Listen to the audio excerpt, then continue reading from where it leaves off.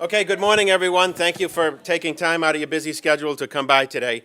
The purpose of today's gathering is kind of a precursor to the groundbreaking we'll have at the site in a few weeks or a month or so. We wanted to get folks together just to celebrate the transaction that occurred. As many of you know, the relationship with the Commonwealth and the town has been a developing one over the last, I think I found a record of 2013. Myself, Mo, and Mel Gordon first met with the guys from DCAM as we started thinking about this parcel and then all of the other actions from town meeting relative to the long-term lease and how that has now all been collapsed into this permanent transaction that technically occurred, I think, a few Fridays ago. But before we get into the real speaking program, I would like to thank the Lieutenant Governor for taking time out of her schedule to start her day in Shrewsbury today, which is rather convenient. And for our delegation, who always finds time to be here and works hard for us. Of course, to my colleagues on the Board of Selectmen who are here. Mo had a personal issue, so he's not here today. Otherwise, he would have been, obviously. The school committee for taking time. But I want to start today with a little bit of a side message, if you will. Because when we first sat with the DCAM guys a couple of years ago, let's not kid yourselves. They're the state guys, we're the town guys. Is one of us going to play the other? What's the institutional interests of DCAM, long-term, short-term, versus the town just wanting the land? And, you know, it started off very professionally, and thank God it continued that way. We really had a great relationship with the folks who work day to day to make all of the various transactions along Lake Street and Green Street happen without a real hitch. Warren and Nick, who are here today from DCAM, did a great job explaining to us all of the procedural steps along the way. As some people know, DCAM is sometimes criticized harshly. The more you know about their statute, the more you know about the statute being a very difficult statute. But these guys laid it all out for us. And of course, with Dan Morgado, who couldn't be here today, but he's on his way to Merrimack Valley to solve a labor issue, and the current crew of Kevin and Kristen and the professional staff upstairs, the relationship held, and it held towards one outcome, and that was the Commonwealth transferring property to the town in a responsible way that fit the statutes. I thought we should have gotten the Glavin proper parcel for $1, but being as unreasonable as they are, DCAM refused that, but they went with the reasonable and a statutorily correct path of a restricted fee. So we got it for much less than the appraised value. So now we're charging toward the new school, but I would like to just take 2 seconds. Where's Jonathan Ramadi? Okay. So, exactly, we can talk about. So, one of the keys that this town has had with great success with Mass Highway, and I think with DCAM, is we have in-house staff with Jonathan and McCullum, who isn't here, I guess, today, or that's too bad. He's in. Oh, well, he's hiding then for the public recognition. But these folks were able to do a lot of the down and dirty work that led to that plan being prepared in-house, saved DCAM from doing extra work, saved the whole project time.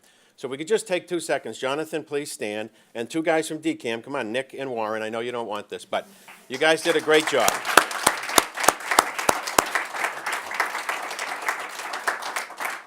So thank you very much. So having said that, I will now ask my chairman, your chairman, Chairman John Lebeaux, to come up and say a few words.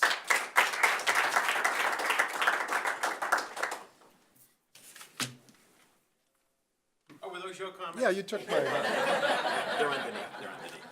Yeah. But I always have a spare in my pocket, Jim, for cases like that. Well, good morning, everybody. This is certainly a great day. To dovetail on some of the things Jim mentioned, discussions began about 7 years ago between the town through the Board of Selectmen and DCAM about the former Worcester State Hospital farm site on Lake Street, including what many of us came to know as the Glavin Center, and the former Grafton State Hospital site, which included significant land in Shrewsbury. The board thought it was very important that we take some steps to ensure that these properties remained open in perpetuity to continue to benefit the community and not become open to any potential development. Through those discussions, with the assistance of Senator Moore and Representative Kane, the town first acquired some Grafton State Hospital property on Green Street as open space that can be used for passive recreation. Then land on the east side of Lake Street that may be used for agriculture at a cost of $1. The soccer fields on the west side of Lake Street transferred to Shrewsbury Youth Soccer, also at a cost of $1. As Jim mentioned, he, along with Selectman Modapalo and Planning Board Chair Mel Gordon, began meetings with state officials to discuss the Glavin building and the Glavin site. That led first to the town being able to use that building as the temporary site for the library during the library construction, and then as the temporary home for Town Hall's second floor during the renovation we did upstairs. But we've saved the best for last. Today we celebrate the acquisition of the parcel, the Glavin proper parcel, an excellent location for our new school, the best location for our new Beale Elementary School, as the other sites we investigated were not nearly as well positioned geographically. At this time, it's a great pleasure to welcome former Shrewsbury Selectman and our Lieutenant Governor, Karen Polito, to come up and offer her remarks. Thank you very much, Lieutenant Governor. Thank you. Well, good morning. It's a great way to start the day and the week. Certainly here in my hometown of Shrewsbury, I'm so proud of all of that we're accomplishing. That was my seat when I was on the board, and I remember first convening as a member of the board in the original room, in the original part of the building. So it's great to be back in this room, where a lot of important decisions are made, a lot of milestones are marked, and this today being one of them. Let me take a page out of the book of my grandfather, Bob Lutz. When I come to Town Hall, I often think about his service to this community, being so involved in Selco. But he always used to look for the win-win-win, right? Like, how do we find a way so that everyone that's part of a situation, or in this case, a transaction, win? Clearly, this is a win for the Commonwealth. It's a win for this community, and it's a win for our students. And I just want to commend all of you for never losing sight of what this truly is all about, to find a way to improve the quality of, and hard to do since the quality of public education is so strong here in Shrewsbury, to find a way to continue to do that. And I think first and foremost, it takes leadership. And that is one thing my grandfather would always say, focus on the people.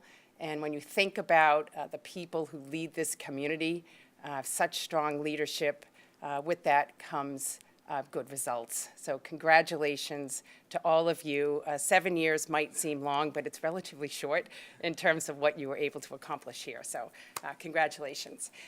Just want to thank DCAM for being here. Carol Gladstone, our commissioner, will talk a little about this program. To the team who actually, looks at all the details and makes sure that everything adds up literally, thank you. To my colleagues in the legislature, Hannah Kane and Mike Moore, thank you so much for working the legislative process to see this through. To my friend, obviously Chair, but also Commissioner John Lebeaux, it's great to talk about the state team coming together. It's really fabulous to have the presence of this community so evident in state government. Let me say, in terms of this program, this is called the Open for Business program. It's one that we're particularly proud of.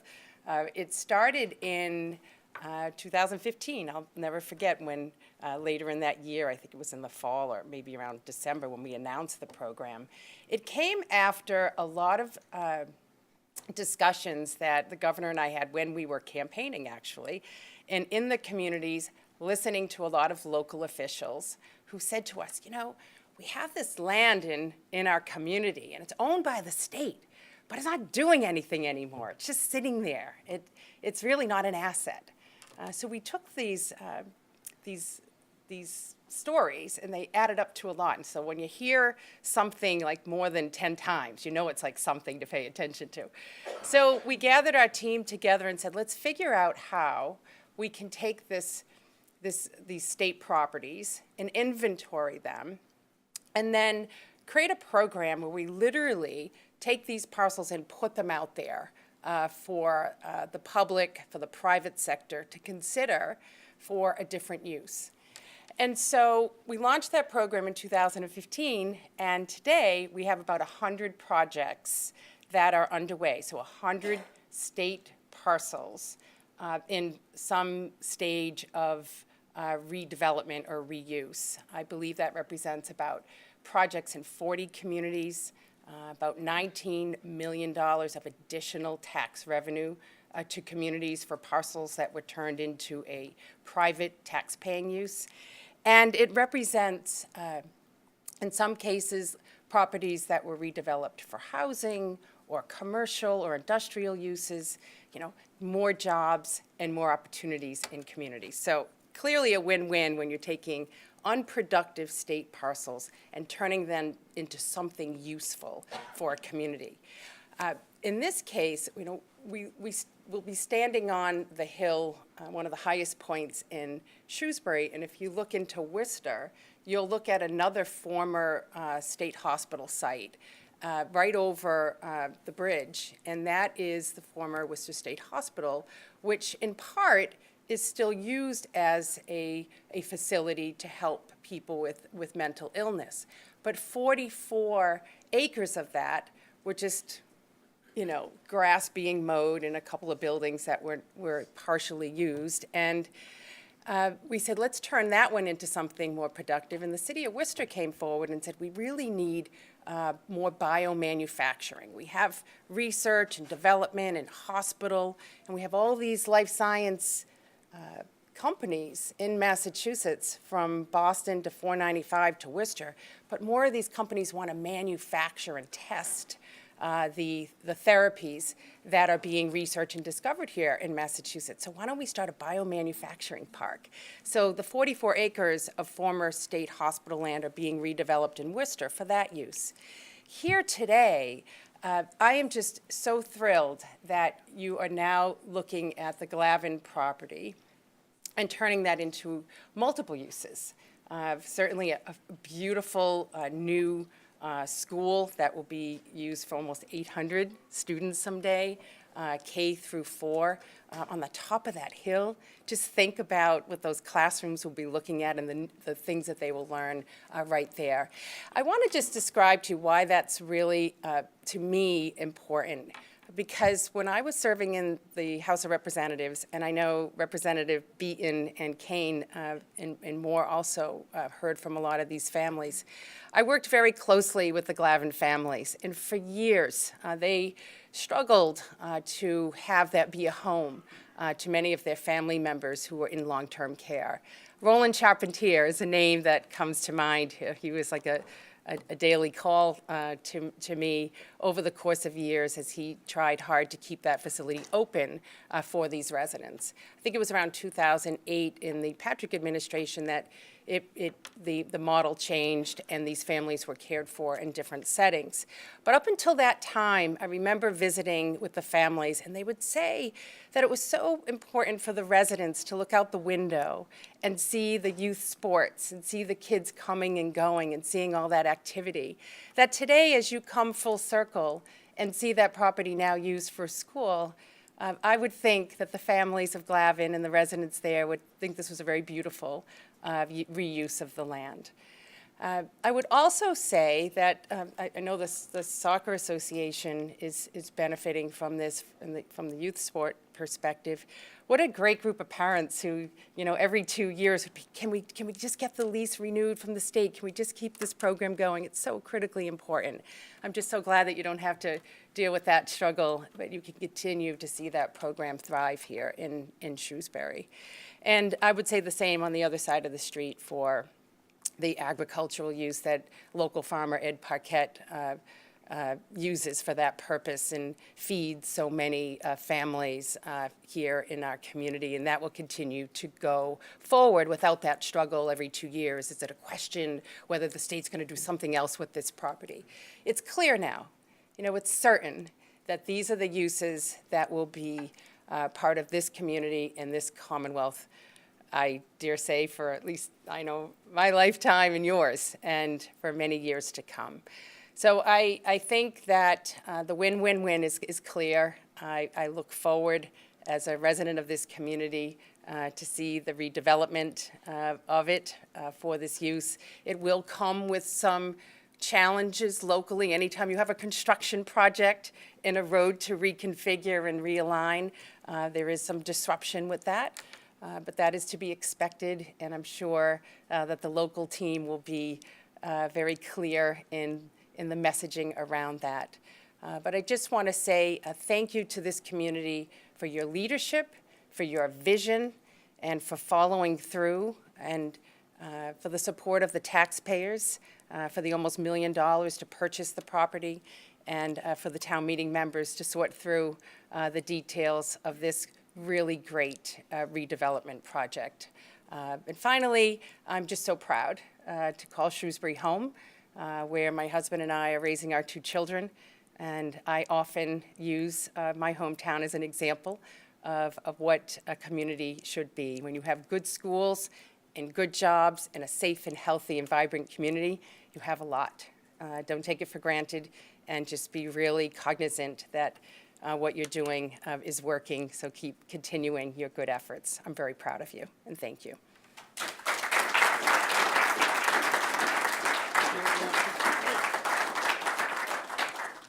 Thank you very much, Karen. One of the interesting aspects of a building committee is that you have such a different collection of folks who are on it. Bob Cox, who has been part of building how many buildings in town. His successor, Mr. Baldinger, will officially join us tomorrow evening. And of course, we have the superintendent and the assistant superintendent for finance, who is somewhere here. And the building principal, Chris Girardi, is here somewhere, I think. There he is. And we also have Sandy Frick from the school committee. And what you see in that is you have the technical expertise from those who have built or maintained building for years, and those who are worried about the educational program that's going to go on within that building. So at this time, I'd like to ask the chairman of the school committee to step forward, please, and offer a few words.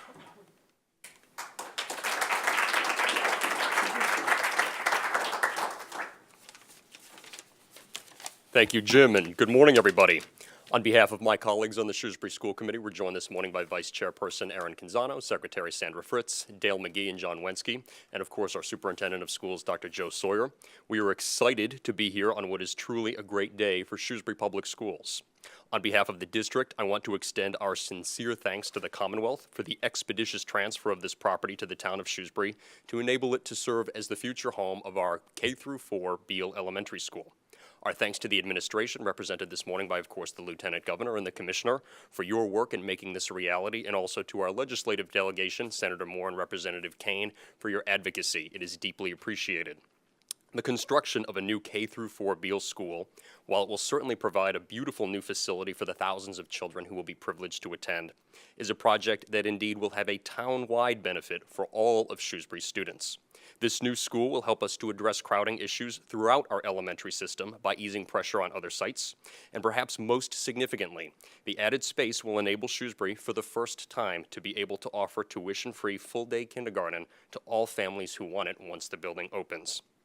It's fitting that the community will continue to receive such benefit from this particular piece of property, which, as the Lieutenant Governor referenced, has a history of providing services through its years as the Glavin Regional Center and through the youth soccer fields that so many Shrewsbury families have developed a deep connection to. Today marks an important milestone and a project that continues the tradition of this property bringing benefit to the entire community. On behalf of Shrewsbury Public Schools, thank you to everyone who has played a role in making this a reality. We're excited for what the future holds for Shrewsbury students.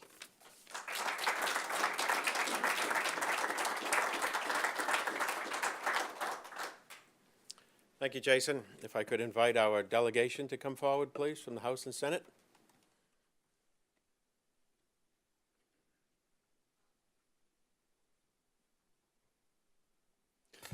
Good morning. It's great to be here, Lieutenant Governor, to Jim, to the school committee, and everyone. As the Lieutenant Governor was speaking, I was thinking about there was a meeting that her and I had actually with Deval Patrick, when he was Governor Patrick, I should say, when they were first proposing the closing of the. Actually, I think it was the second proposed closing of the Glavin Center, and to think that how the community and everyone came together and were fighting the closure, trying to protect these programs that were there for some people that I think the people that we all agree need services, and we should be there for.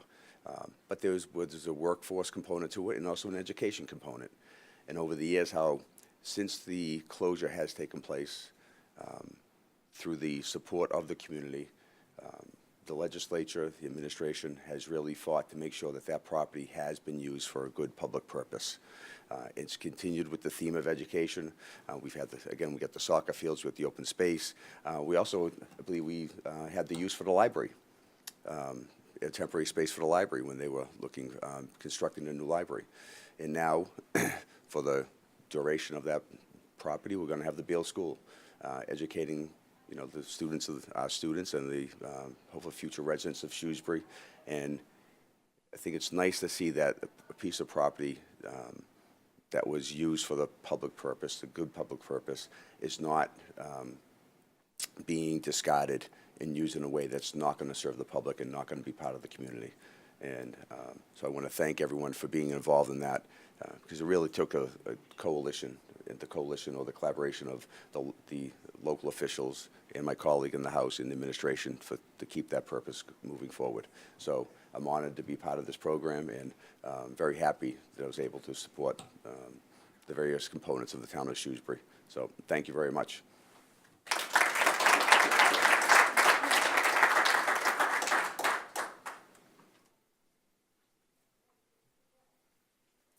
Good morning, everyone.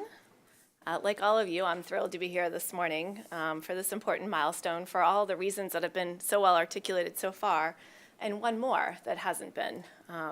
I can now happily say that my most, let's just say, persistent constituent can stop contacting me and my office on an hourly basis, asking us to check in with DCAM on the status of the documents.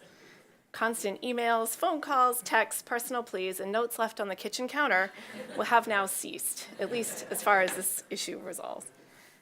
When my lack of action rose to a significant enough level, this constituent reached out to the town manager to implore him to ask to check in with me on the status of things. This was not as productive of a route as the constituent had hoped. And so sometimes he would implore what I affectionately call the nuclear option, which was he said he would check in with his more responsive legislator to see if he could check on with DCAM.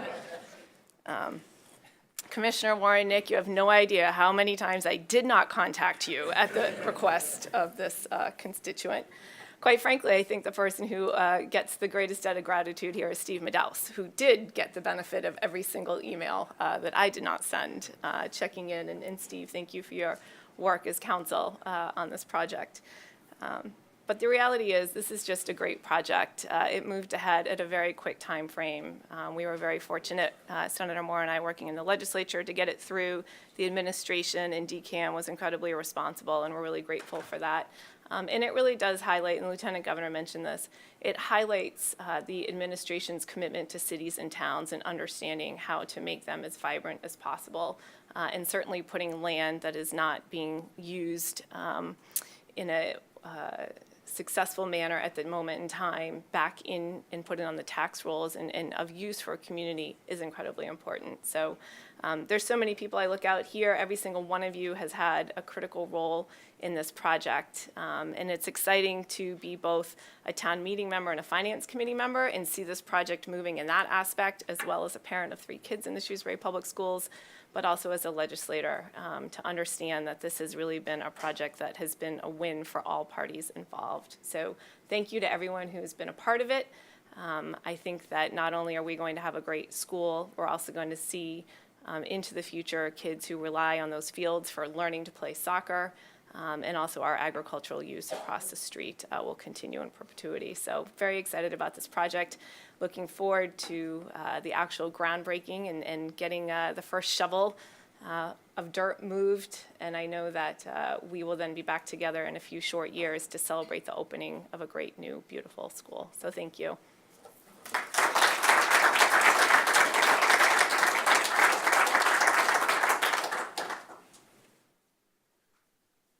Commissioner Gladstone, just to set the record straight, contrary to the comments from the previous speaker, your team was wonderful.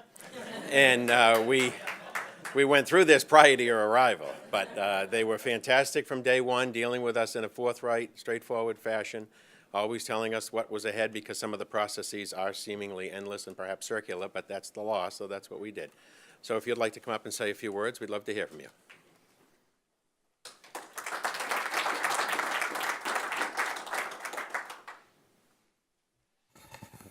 I will say just a very few words. It is great to be here. Nick and Warren, I'm sorry I was not here earlier, but thank you guys. You do a great job. You represent us, the Commonwealth, and DCAM very well.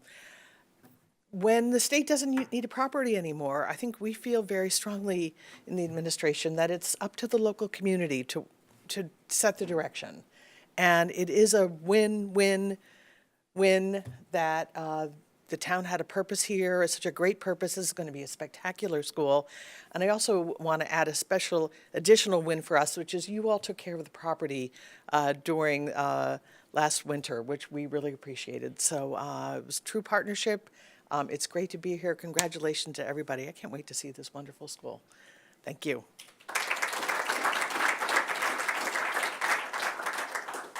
Just one note prior to moving to the main table for the Lieutenant Governor and our chairman to sign the faux deed. I do want to mention that, and I think I speak for my colleagues on the building committee, being on a building committee is, I think, a great use of time. I find it thrilling and overly interesting, perhaps to the town manager's liking, but I think it's fantastic. And it's not easy, though. A lot of details, a lot of things to worry about. And I would just like to take a moment and recognize a colleague of mine who served on a building committee. And it's a great reuse, a great blending of the old with the new. And for whatever reason, she has chosen not to run for re-election. So her service on the building committee was exemplary for our public library. And I just want to take a moment, Moira, and thank you not only for that, but for your years of service.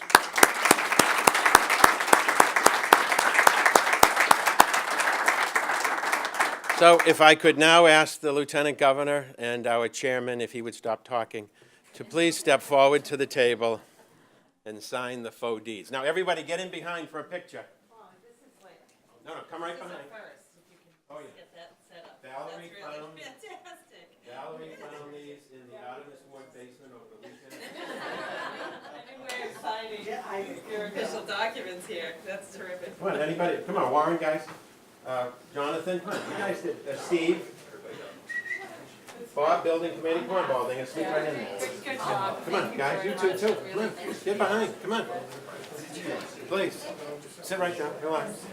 I will place the official documents before you for consideration. Maybe. This is big stuff. This hasn't been this big since the actual Artemis Ward. How many years ago? Don't be teaching. I'm gonna get in front of him. We go down this side. Come on, get in closer, guys, so that they actually think you're part of the project. Move it. There you go. Move it, move it. There you go. Beautiful. Get right in there. All right? 3, 2, 1. John, look forward, please. No, please, take the picture. No. Please, take the picture. All right. Let's see if these pens work. Here we go. Sure they do. Valerie tests everything. Here we go. I did test it. Of course you did.